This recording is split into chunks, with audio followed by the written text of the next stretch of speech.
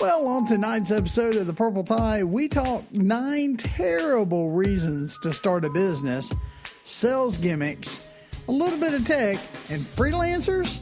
That's all ahead on The Purple Tie Radio Show. Well, good evening and welcome to The Purple Tie. I'm your host, Robert Martin, business therapist and entrepreneur. And I'm your co-host, Blake Singleton, the tech guy. The tech guy and freelance guru, apparently. I wouldn't say that. Not even close. Not even close.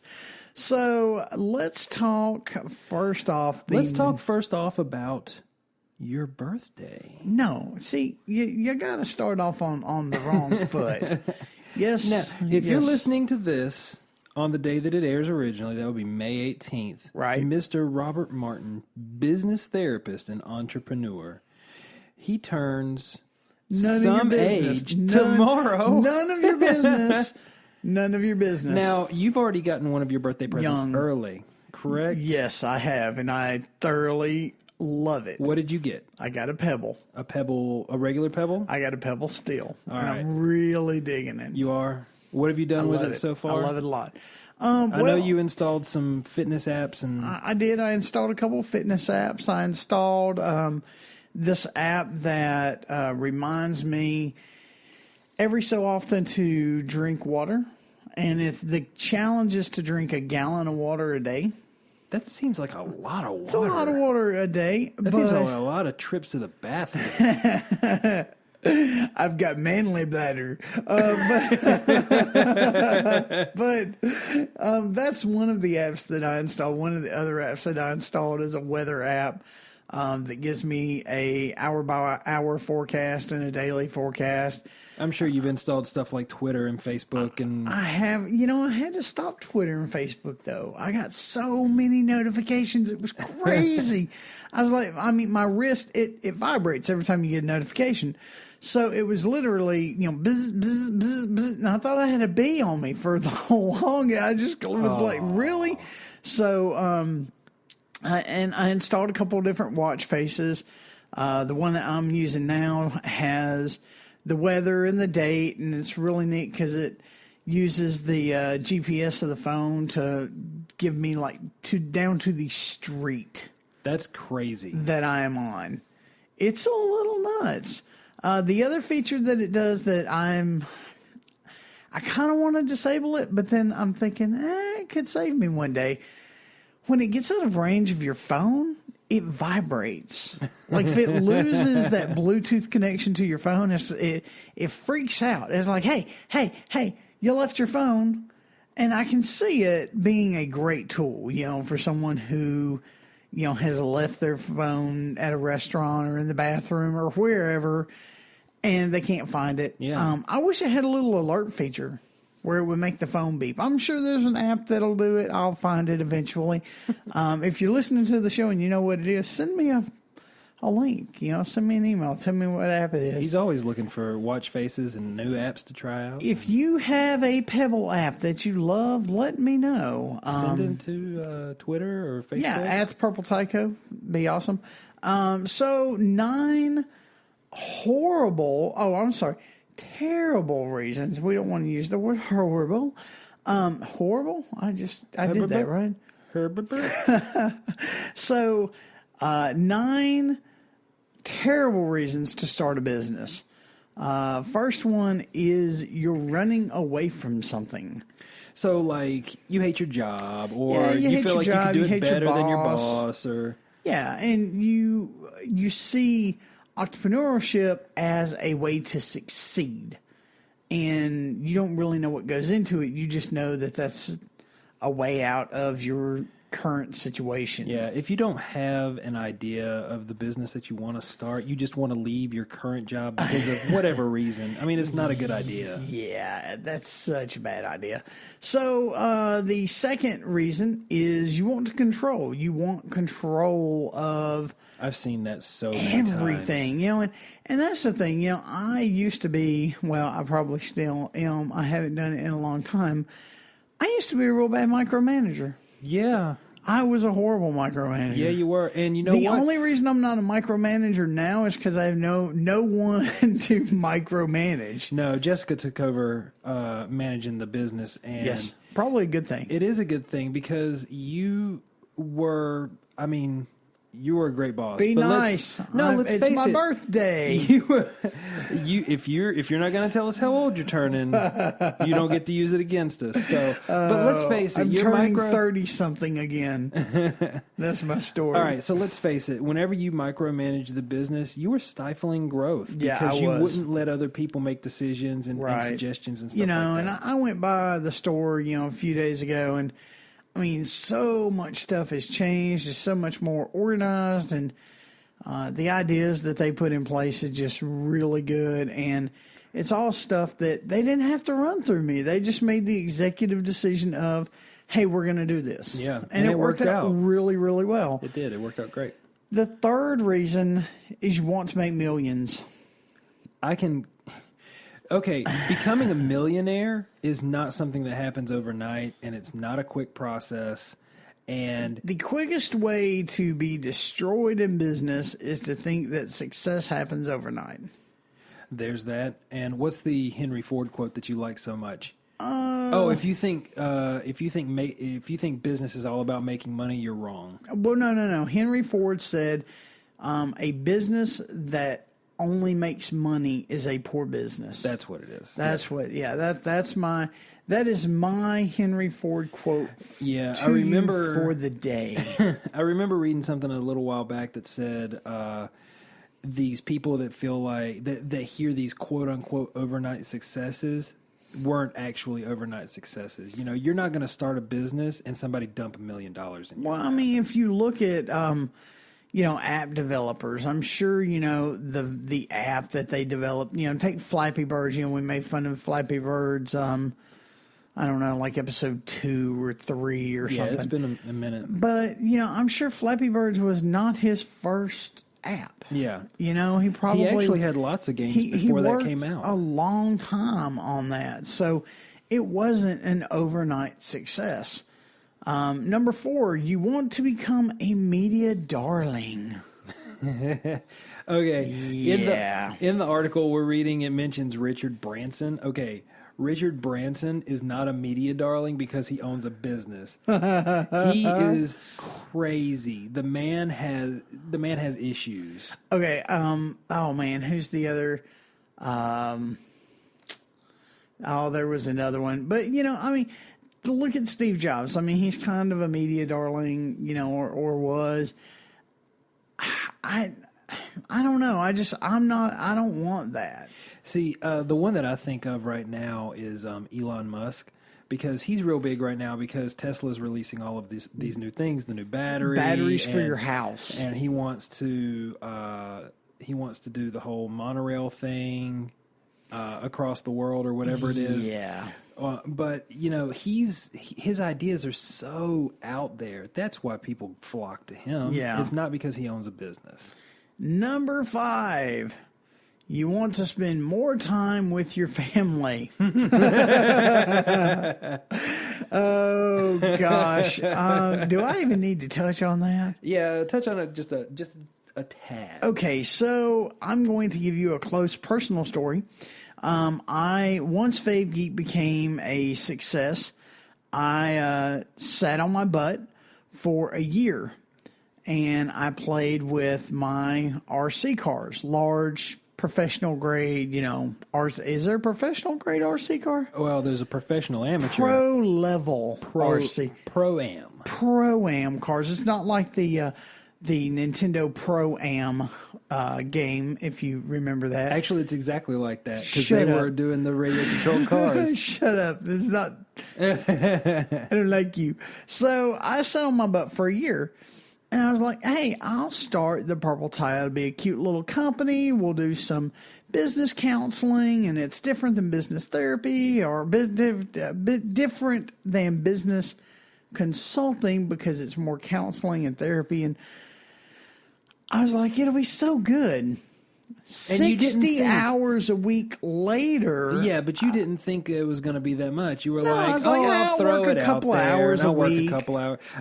It was hilarious because I remember the business model whenever you first started was like, I'll work 3 days a week. I'll go in at noon and I'll leave at 4 all 3 days. I was like, I'll work Monday, Tuesday, Wednesday, or Monday, Wednesday, and Thursday or something. And I'll work 3 hours a day, and I'd take every Friday off and every weekend off. And I got to tell you, I haven't had a weekend off in a couple of weeks. It's like the 60-hour work week. Well, once you started ramping up, it got real bad. It went from 0 to like the first month. Like you barely get sleep in now, right? Well, like the first month, it was like, hey, this is going to be a cute little business.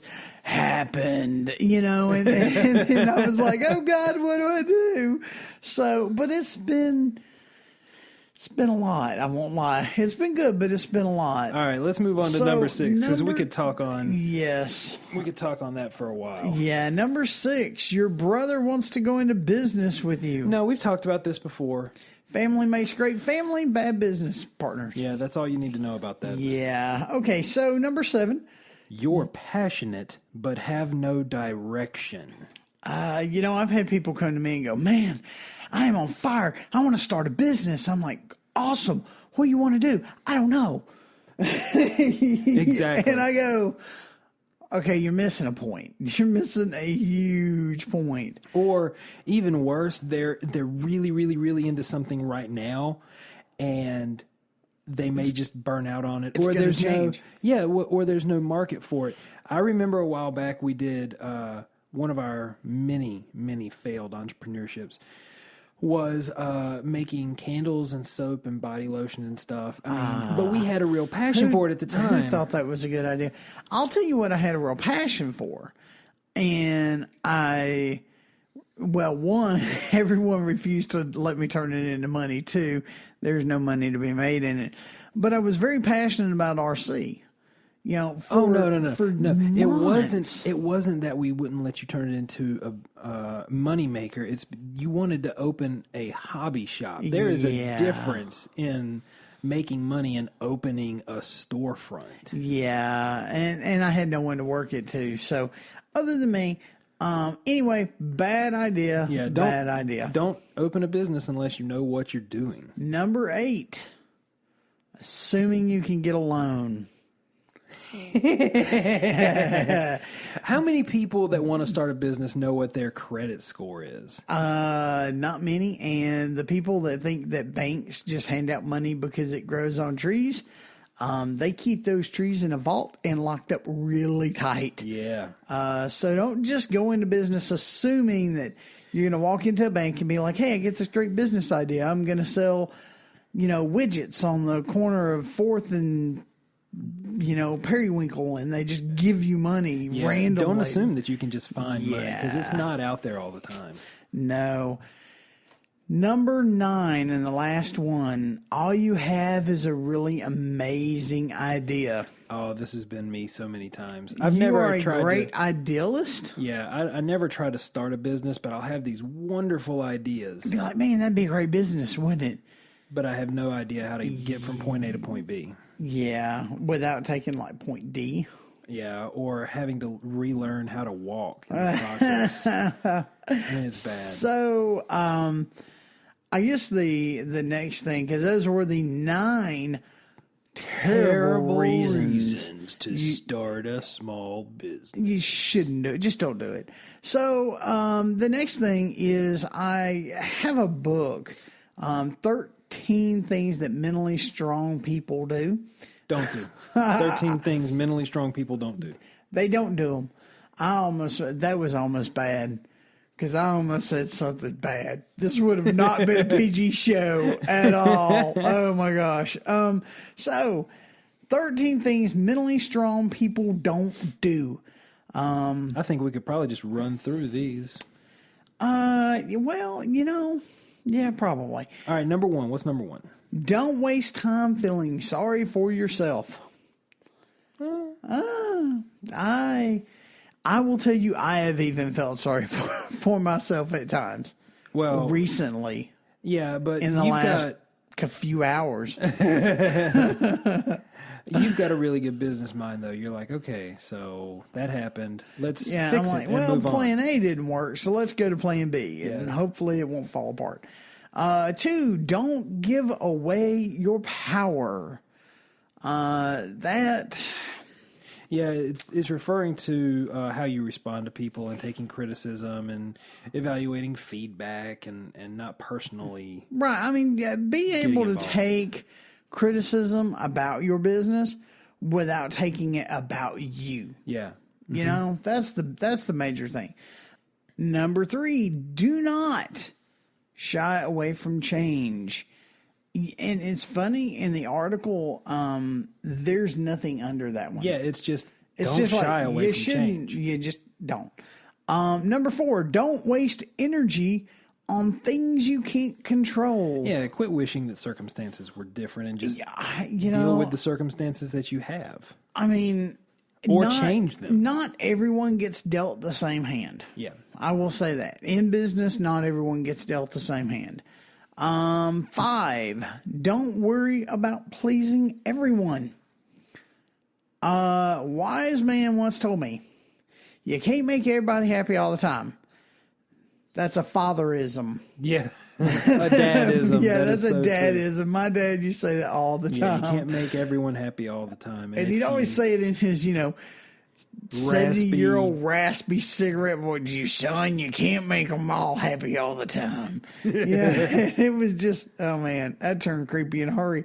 Number 6, don't fear taking calculated risks. Now, let me caution you on one thing. This doesn't mean go out there and just be like, well, I'm going to do whatever. It don't matter. No, it's calculated risk. And that goes back to number 3 about not shying away from change, Right.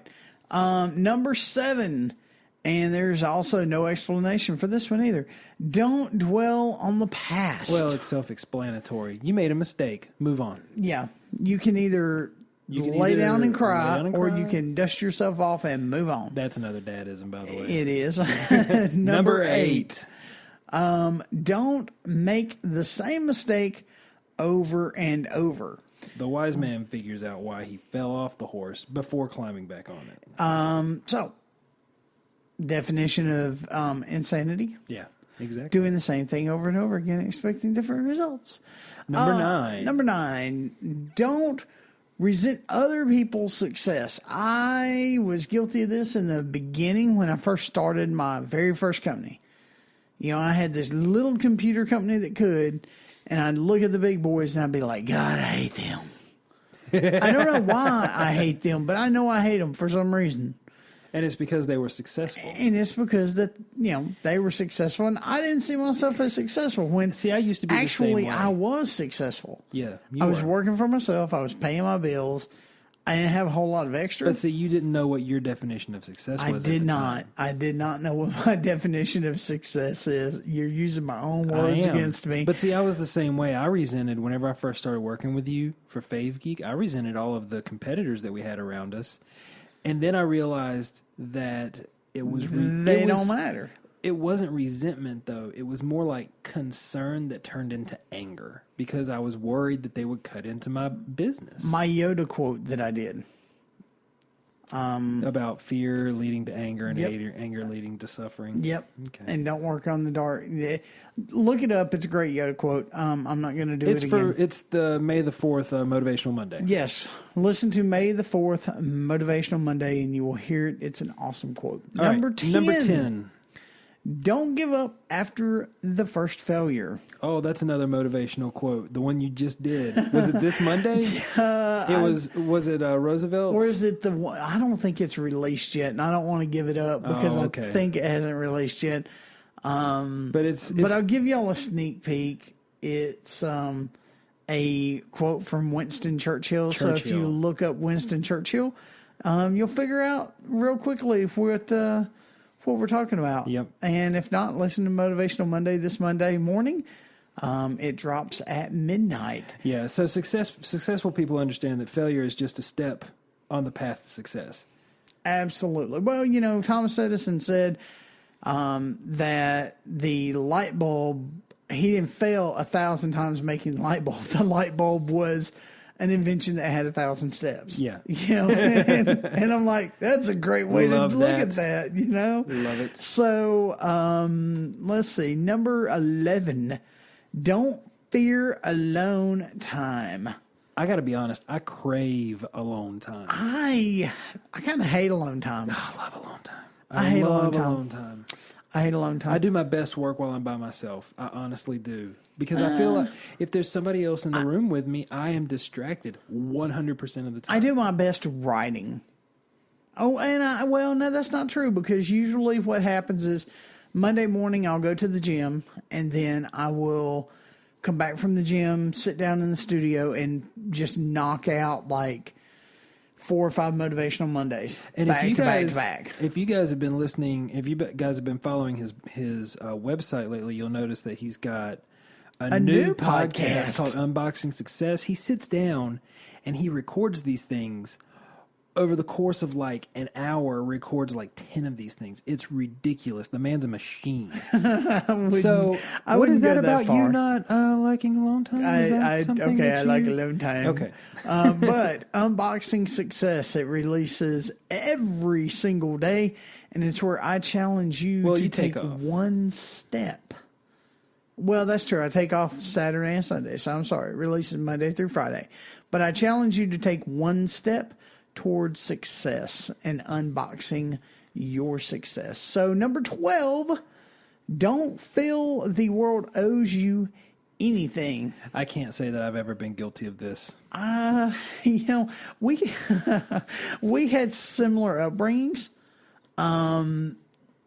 So I was never the kid that was like, well, you owe me. And because I grew up kind of dirt poor. Yeah. You know? I definitely wasn't. And I was grateful for anything I had. I definitely wasn't upper middle class. I was definitely on the lower end of that, but Mom and Dad raised me humble. They taught me to respect my elders and cherish every little thing I got. Man, I saw a video on my Facebook timeline yesterday or something, and this kid was throwing a tantrum. I mean, kicking the back of his mom's seat and screaming, take me home, and reaching up and grabbing the steering wheel and stuff. And, you know, I commented something that I can't say on the radio, but I was like, oh yeah, see, my mom would have beat me immediately, and then she would have taken me home to beat me again in private. Oh yeah, you know, I'd have gotten my wish to go home. My mom would not have put up with that. Yeah, it would have been to be beat again. So number 13, don't expect immediate results. I can't stress this enough. This is that overnight success thing. When I started the Purple Tie, I got about a month into it, and I went, God, man, this is so, I don't have this, and I don't have that, and I don't have this other thing. It just doesn't seem like it's going anywhere. And then suddenly, it's like I woke up one day, and I was like, where'd my 3-hour work week go? It is gone. Yep. The next thing, you want to talk about some gimmicks? Let's shift some gears. Yeah, let's talk about some marketing gimmicks real quick. Let's do the marketing gimmicks first, because I want to save the Twitter thing for the end, because that's got to be one of the most... Well, we also still need to talk about freelancing, too. Yeah, that's true. Maybe we'll work freelancing into the middle of this. So, 10 gimmicks that people use to make you buy more or make you seem like you're getting a deal. And let me tell you, before we get into the marketing gimmicks that people use, there are certain people, and I will not call them out by name due to just pure respect of the person, the people. But there are certain people that started podcasting that, you know, became very efficient at it and knew the ins and outs of it. Right. And when I was looking at getting started in the podcasting world, I started listening to these guys, and I started, you know, wanting to know what they knew and this, that, and the other. But I realized that every single one of them had nice jobs. So knocking over my stuff. Sorry. So every single one of them had this. One of them had a podcasting course, and then another one had, a webinar course and a podcasting course and all this other stuff. But they would hook you into, today's going to be the last day you can buy it at this low, low price. And sure enough, you went back the next day and it had gone up by $1. I can't tell you how much I despise scare tactics like that. I do not like, I hate the way people, and I didn't do a scare tactic, so to speak. I mean, we had already, on the standout seminar, we lowered the price for a week or so to let some, key people in, people with the chamber and stuff like that.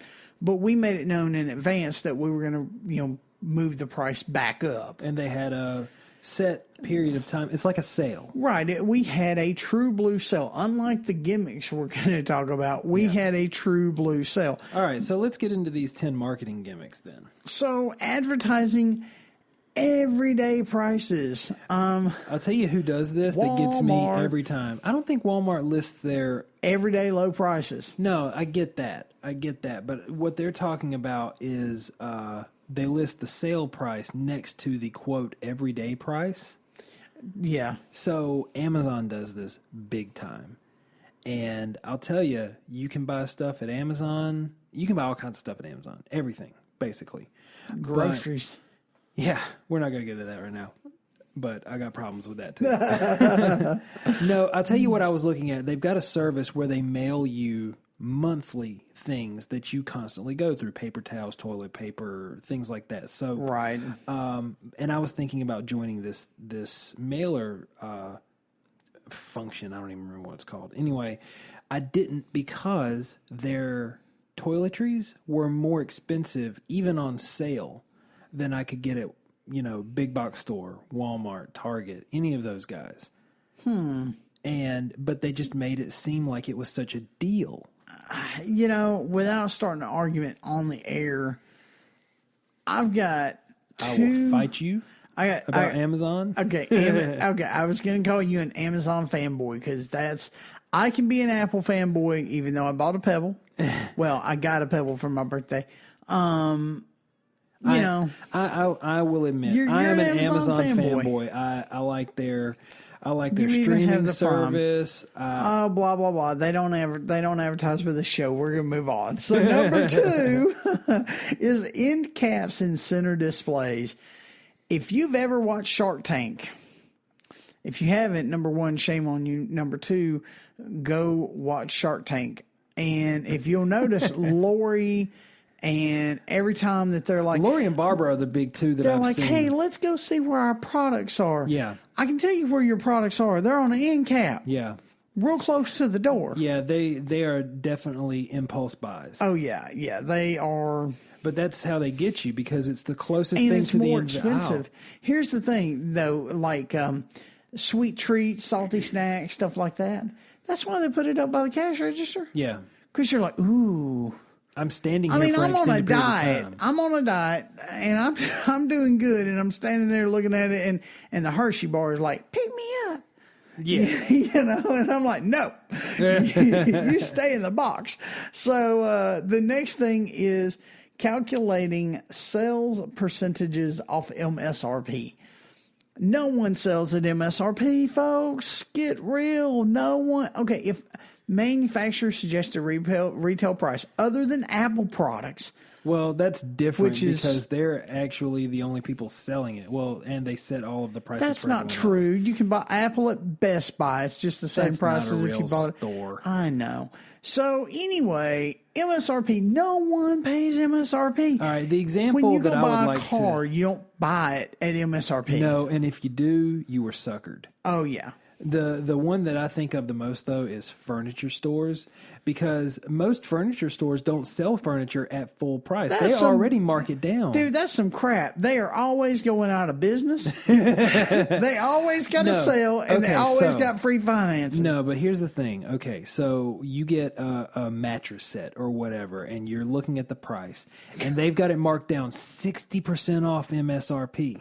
Okay, it's 60% off MSRP, but MSRP is already marked up at least double what the product actually costs. So you're actually saving like 10%. Yeah, maybe. because the company that you're buying it from has already marked it down. Oh yeah, look at this; it's half off MSRP. Well, no, no kidding. That's what everybody sells it for. No PG-13. No PG-13. All right, number 4. Oh my gosh! Never to be repeated sales. Now this is what you're talking about. Yeah, sort of. It's sort of what you're talking about. Well, it's the whole, you'll never get this price ever again. Or when they're gone. Or what? I mean, people, they use this scare tactic to make you think, oh God, I got to get it now. The podcast who... God, I wish shall I could remain name nameless. Them. But they have a section of their website, and they're like, now they're selling a seminar, right? Well, they're not a seminar. It's a service of types. It's a tutorial. Like you go on there, and there's videos, and there's tutorials, explanations, okay, white pages or white. It's called white papers and stuff. White papers. But they use this scare tactic of it's never going to be this low again. Yeah. And you go look the next day and it's like $1 more. And you're just like, man, I'd have gotten screwed yesterday. So the other thing, group pricing. See, I'm real bad about this. Kroger. Yes, Kroger. 10 for 10. Yeah. I have news for you. The 10 bottles of carbonated water that you got for $10 actually would have cost you less if you'd have bought them individually. They're like 89 cents. Well, that's true maybe somewhere, but at Kroger, they always list stuff like that, 10 for 10. And my big thing is I buy a lot of pork chops, 10 for 10. No, they've never done meat that I can think of. They do like hot dogs. Well, I don't know about hot dogs. I don't buy hot dogs anymore, but the one that I can think of, I buy a lot of vitamins from there because they always had them on sale. And I didn't realize this exact thing. The group pricing was screwing me over, man. Oh, yeah. I have almost not a PG-13. I get this one bottle of pills that's like $16, and it's buy one, get one free, right? It's a BOGO. Yeah, buy one, get one free, $16 for 2, right? They're half off. Well, now here's one bottle costs $8. Well, now here's the thing, though. Here's the thing with BOGOs.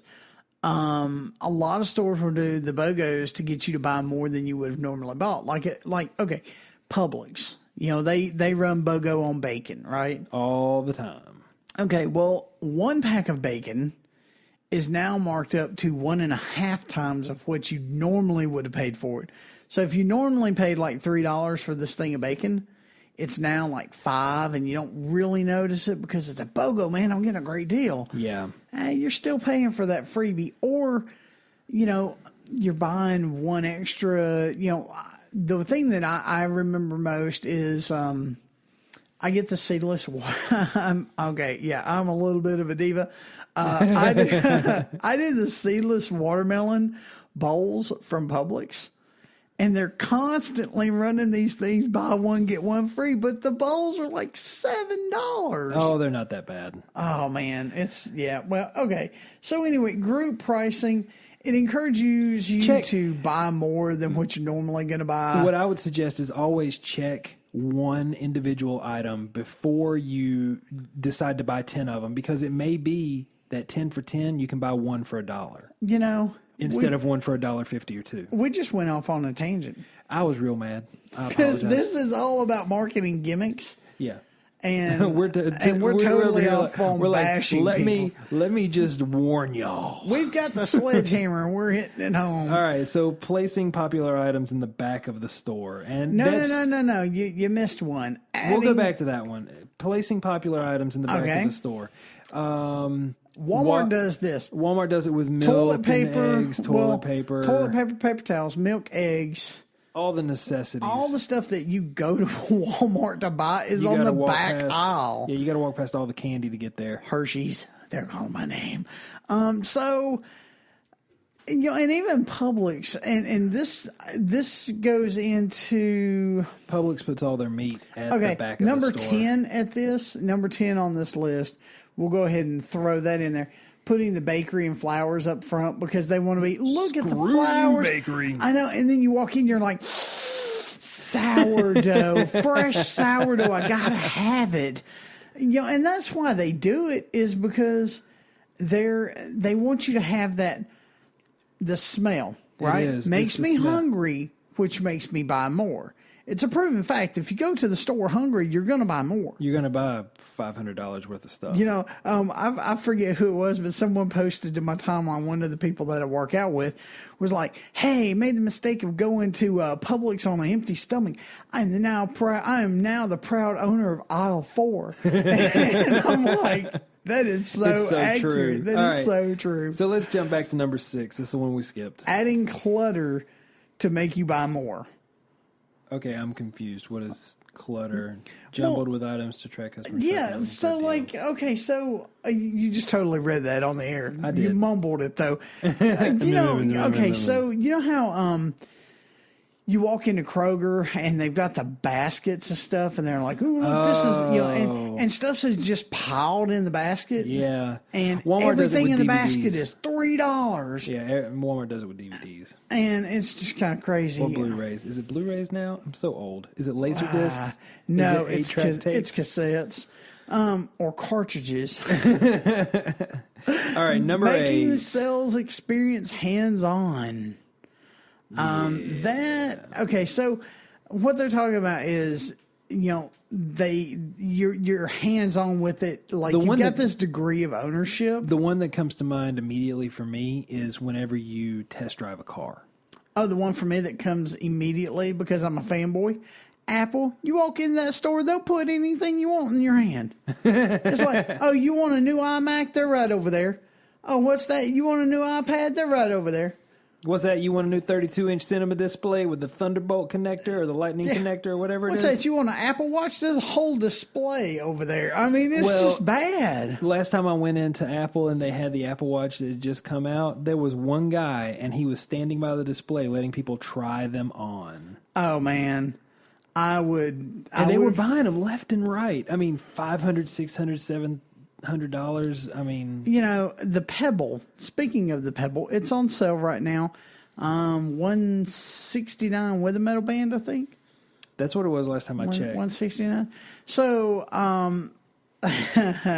so I was going to buy a Pebble for my birthday, and off on a tangent. Yeah, and suddenly, my staff and everyone else was like, "You don't want one of those. That's stupid." And I was like, "No, they're on sale. I'm going to buy it." So that's how I ended up with my birthday present. It never early. fails. I don't know how you do that. What's that? It's my birthday. I'm going to go buy a new truck. All right, so last one. Drop the $sign.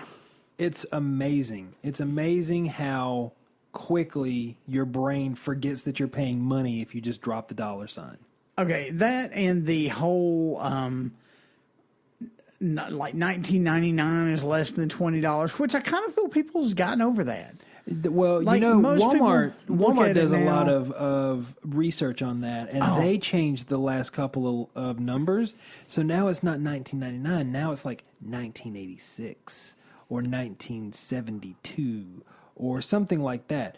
They drop it a little bit more, and it's cutting into their profits a little bit more, but they're selling more of them because people are like, oh, that's way under $20. I can just go ahead and buy that. Yeah, that's like 1982. That's way below $20. Put some tax on that and see if it's not over $20. So the next thing that I am just so, oh my God, this angers me. What? This angers me. I don't know what you're talking about. There is a fast food chain in the Southeast called Jack's. They do hamburgers and they do chicken fingers and, the typical. Jack's is fast food. It's like a Southern McDonald's. Yeah, it's like a country McDonald's. Country. Yeah. They offer online ordering. Why? For a fast food restaurant? Well, you know what? It's nothing new. Taco Bell does it too. What? Taco Bell, we have an employee who I will not mention who orders Taco Bell online. What? Yeah. Okay. All right. If I find out who that is, I'm docking their page. That's lazy. Go to Taco Bell. He does it from his phone all the time. What? Yeah. Man, that annoys me so bad. See, when I first heard about online ordering for that. Jack's, when I first heard about this, I was like, no one will ever use that. Yeah, no one will ever I'm gonna use drive that. down the road and be ordering on my phone and be like, all right, I'm going to pull up to the window now, okay? And it'll be ready. What? But like, really, you don't have 5 minutes to wait in line. Well, now here's what they did. And now that I've done a little research on it, I go, I guess. So they're talking about, would you like to feed, 10 or 25 or 50 people or whatever? You can order, feed 50 people, 150 chicken fingers and 50 sauces. That's ridiculous. What that is worse than ridiculous. I gotta be real honest with you. So I just can't see calling ahead to a fast food restaurant and being like, hey, I'm going to be there in like 10 minutes. Can y'all have me some onion rings ready? I wouldn't use it. It would be like, man. Taco Bell? Really? Really, Taco Bell. Oh, man. Okay, I'm not even going to. Okay, so speaking of complete, utter, useless garbage. Nonsense. Nonsense. That is so much better. Have you heard that you're going to be able to tweet a pizza? I must have just stroked out just a little bit. Did you just say tweet a pizza? My Twitter is hot and ready, baby. I mean, I don't know how to answer that.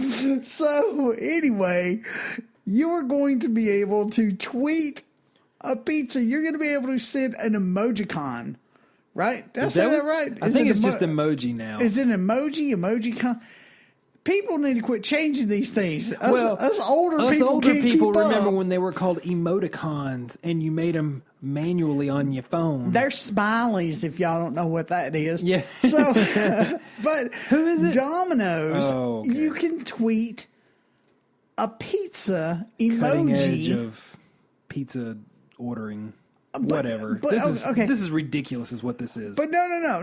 Listen, get this. If you don't think this is some brainwashery right here. I can tell you exactly what this is. This is gimmick. In your pizza profile. In your Domino's pizza profile. If you don't think they have you brainwashed at that point, you have filled out a profile on Domino's. Okay. You have filled out but wait a minute. List of your likes and dislikes. No. It gets better. It's like they're matching you with your perfect pizza. Okay, and you can spend the next 60 years together. So I can get a cheese pizza, a large cheese pizza, buffalo wings, and a 2-liter drink and call it my easy order. And all I have to do is tweet Domino's, #easy order, and they automatically bring it to my house. What about that? Is a fat person waiting to happen. Seriously, what about the emoji? Wait, you can do the emoji or #easy. Yeah, if you send them a easy order or whatever pizza emoji, you tweet them a pizza emoji at Domino's, and it orders. I'm assuming they have different emojis for different pizzas. Is it just one emoji? You sent me the article. I'm only reading about one emoji. You can do #easy order or you can send the emoji. But still, that's ridiculous. Okay, people, I want you to realize this. You have not left your couch in 3 days. You've tweeted Domino's. It's time to get up and go to the gym. They've automatically charged your credit card, brought you your food to your house, you sat back down on your couch, and you ate your pizza 3 days in a row. All you got to do is get the delivery guy to take your garbage out for you, and you never have to move. This is ridiculous, okay? And It I tell you what angers infuriates me me more than anything else, the fact that they have brainwashed people into thinking, okay, we have to get them onto our website. They have to give us all of their information, and they have to sign up and fill out an easy order, which means they have to order everything through us. And we're going to make it so easy that they'll never want to go anywhere else. Yeah. It's brilliant. Oh, it's a great idea. I hate it because people are going to fall for it. Hook, line, and sinker. Oh, yeah. Can you imagine? Okay, think about this. At the station, every Friday night we do the radio show. Now, depending on whether or not we have a guest here at the station, we always get Chinese. Yep. Every Friday night. Like, if I could just call the Chinese restaurant and be like, hey, we'll be there in 15 minutes.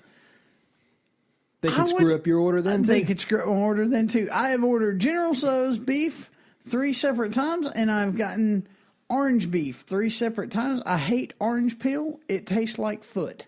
Not that I know what foot tastes like, but I'm assuming it's a lot like orange peel. Yeah, but I mean, I don't know. It's just... It's bitter. It's nasty. No, not about that. It's a way to ruin the food. Oh, you're still talking about the pizza. I'm on the Chinese food. I'm like, hey, let's talk about Chinese food and fortune cookies. All right, so let's move on past that because I'm just going to rant and tell everybody about how I hate everything. So let's go on. We said we were going to talk about freelancing a little bit. Let's talk about freelancing a little bit. Yeah, I had a thing. I was going to talk about Verizon's deal with AOL and all this other stuff, but I think Verizon bought AOL. Yeah. Leave it to the politicians and AOL's the news. been bought so many times, though. Bought and sold and bought and sold. Didn't Time Warner buy them at one time? I think AOL or Yahoo bought them at one point. Didn't Huffington Post buy them too? Who knows? I don't know. I think everybody but that one thing. That one thing. What is it? That one thing. No. I'm trying to think.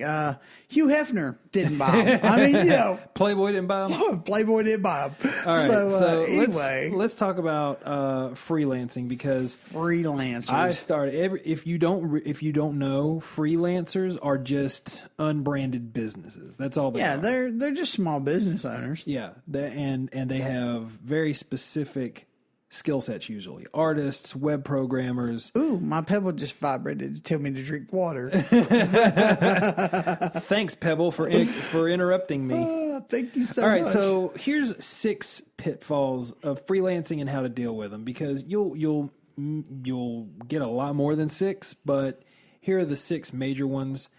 And so how to, is how it to the deal top with 6 or? It's the top 6. Thank you, Robert. Would you consider them the top 6? Or? Maybe the top 6. Remember, this is PG. You bleepity bleep. Man, I'm glad we don't have video. Wow. So Shooting the top daggers out 6. my eyes. No, the top 6.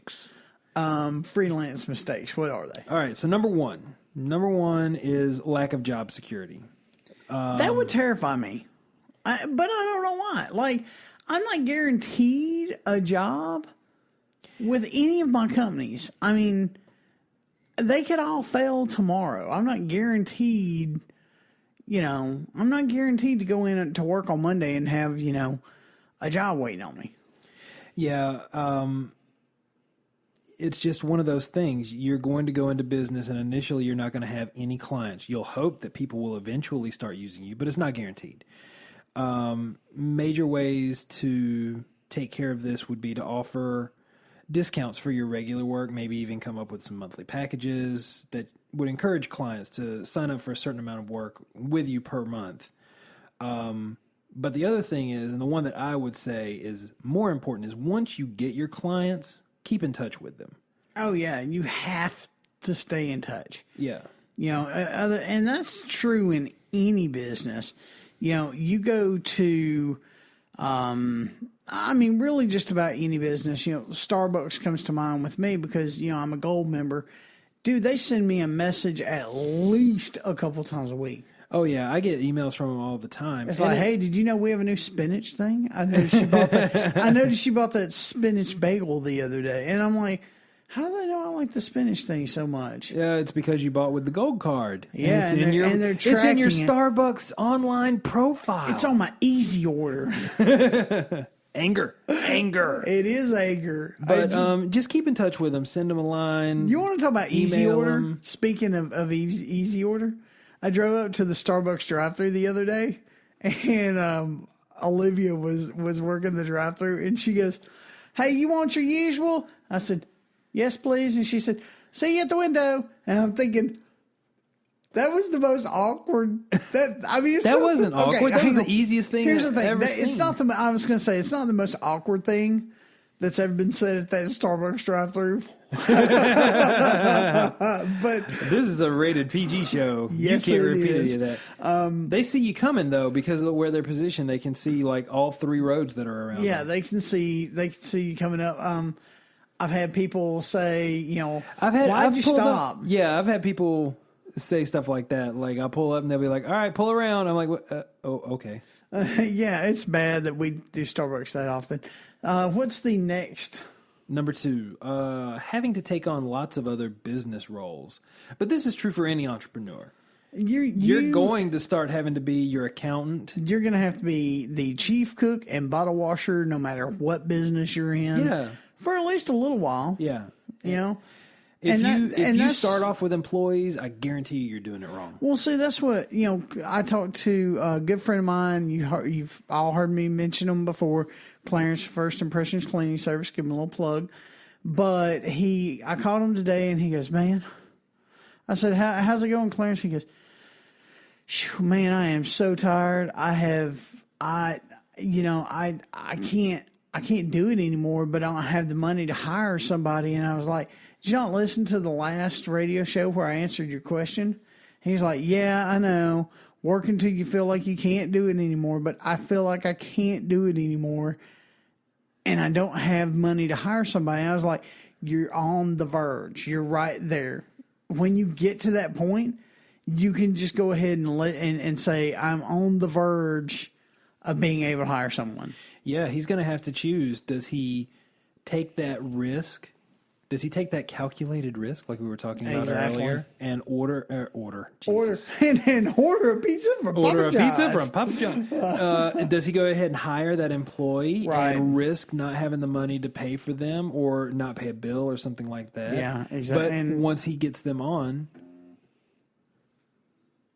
that was my pebble. Go ahead. that totally threw me off. I'm so sorry. But once he hires them on, he could make even more money. Exactly. And because 2 people can do more work than one. Exactly. So, all right. So number 3 is clients being slow to pay. Well, I can tell you something. That's not just for freelancers. No, it's not. Man, when we first started back in the day of were you with me back in the day of Medical Computer Associates? That's when you hired me, was Medical Computer Associates. Man, dude, I had people that was 90, 120, Well, here's 240. Here's a couple of ways to alleviate that. Drop a contract. Right. You did have a couple of contract customers. They paid on time Yeah. most of the time when they had money. You could ask. See, freelancers are free to do stuff like this. They are less constrained than regular business owners, I would say, in the fact that they don't have the business structure around them. They can ask for 50% up front. Yeah, here's the thing. Like with us, okay, with Fave Geek, right? Yes. When somebody brings their computer in and it's got a busted screen, you're like, "Well, could you pay for the screen up front?" It makes it seem like you don't have the money to buy it. Yeah. And When that's not necessarily the case. it's not the case, though. I mean, you need them to be invested in it. Yes. And I think because that's we don't the charge biggest anything. thing. We don't charge anything to look at phones. Right. But I mean, the thing is though, we have the phone. We can sell it if they don't come by and pick it back up. But that's just like in my standout seminar. I priced it to the point that I'm almost giving it away, but I had to have the business owner have just enough skin in the game to make it. Yeah, because make sure that they were. If you gave those seats away it. For free, you still have limited seating. There's no value in free. There isn't any value in free. And you could automate your invoice reminders. Just make sure that you send out your invoices, make sure that you follow up on the invoices, and make sure that you get your money. I'm going to make an addition to that, I guess. Yeah. Medium. The medium you send your invoice out. Medium. No, you said it right. Medium. Media. So, you're talking like, about if you email versus letters, right? Right. Yeah. We email all of our invoices. And there's some people that, they'll sit around for 60 days or so. And I'm like, well, let me just mail it. And I turn around and mail that same $1,000 invoice. And a day later, you got a check. 15 days later, I got a check. Yeah. I've seen it happen quicker than that. Yeah, well, I've seen it happen. The big ones are usually like a week, 2 weeks. Yeah, a week or 2 weeks. But like little ones that's like 80 or $100, it's like the same week. Yeah. It's just they didn't get it. Obviously, it obviously got lost in their email. All right, number 4, loneliness. I don't know how much I agree with this one. You like your private time. Yeah, whatever. I like my alone time. No, I do. I like my alone time, but I get it. Getting lonely. If I was writing a book, I think I'd be,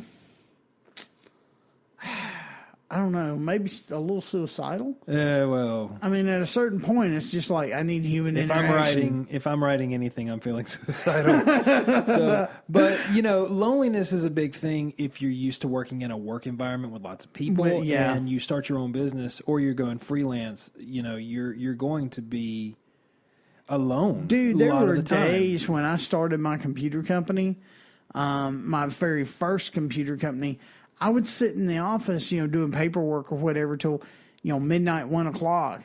And you'd hear stuff like, I almost just totally not made this PG-13, but you'd hear stuff in the house and you'd be like, what is that? And granted, it's just like, it was a 100-year-old house. It was settling. Why it couldn't do that in the first 50 years, I have no idea. But suddenly at midnight, it decides to settle and scares the mess out of you. But I can relate to that. You get lonely. Well, one of the easiest ways to do that would be to move your freelance work environment to an Starbucks. Office. Well, there's that. Or you could do the office sharing / hot desking like we talked about a couple weeks ago. I'm not a fan of that. Yes, but you also aren't a freelancer, so I don't like people going through my drawers. What's the next thing? We need a soundboard. I need a soundboard. Anyway, okay, so you always seem to be working. Well, guess what? You probably are. You should be. If you are a small business owner and you are not or a working, freelancer, this is a freelancer thing. Okay, but again, fine. If you are a freelancer and you are not working either on your business, in your business, or promoting your business, you're doing a poor job at freelancing. Go get a job. But if you're going to... Kid, I just went old man for just a minute. We can't all be workaholic perfectionists like you. Get off my lawn. So one of the things that you could do is something that I've learned to do recently, and I've been doing this way too long to just figure this out. Schedule off days. Schedule your days off. No, you hate taking time off all the time. You don't get a say in this. I hate taking time off. You don't get a say in this. Dude, I don't even like taking Saturday and Sunday off. I mean, usually Saturday, I come into the studio and record a podcast of some kind. Yeah, but not everybody wants to do that. And if they feel like they're being overworked, they need to take the time off because they're going to get burned out. If they feel like they're being overworked, they're pansies. That's not helpful at all. Is there another one? Yeah, number 6. It's hard to say no. And it is hard to say no whenever you're a freelancer because you want that work. You want to make sure you got that money coming in. What's even worse is when you're a freelancer and it's a friend. Oh, no. This goes back to hiring friends. No, it's not even that, though. Like, okay, say you were a freelance artist, right? And we're friends. And I go, man, my business could really use new business cards. And you go, well, I can mock you something up. Yeah. And me go, oh, man, that'd be great. You think I can have it by Friday? And you go, really? You just become a customer. Yeah. But yet you're going to do it because I am your friend. And there's nothing wrong with helping friends out. It's just, you got to know when to say no. Yeah, you got to know your limitations too. That's a big thing. And the way to take care of this is to just be brutally honest with yourself and your potential client. If what they're saying, in fact, perfect example. I just turned down a wiring job. We were called in to do an estimate for moving some wireless access points to an outside wall. And I went and did an initial by myself, and I said, hey, this looks like it's doable. You know, I'll get my wiring guy out here. We'll take a look. He came out there, and he was like, these walls are like 6 feet thick. I don't know what the heck's going on or what kind of spacing they got in between them. But the wires run up and over and under, and the wall is just too thick for us to get through and fish through and all this other stuff. I mean, it'd be like a 4-person team doing it for 3 hours. And I couldn't spare. I can't tell you how many website jobs we turned down. Do you want to do a website? But guess what? Speaking of doing a website and us saying no, we are all out of time. Wow. Yeah, this episode went quick. So if you've enjoyed the content of this show, found it encouraging or enlightening, then we encourage you to follow me on Twitter at @ThePurpleTieCo. Visit us on the web at www.thepurpletie.org. Or go over to our Facebook page, facebook.com/thepurpletie. Give us a big thumbs up. And if you'd like to contribute to the show, you can do so on my Patreon page. That's patreon.com/thepurpletie. No matter what you do this week, ask yourself, what are you doing to turn your purple tie? Good night. Good night.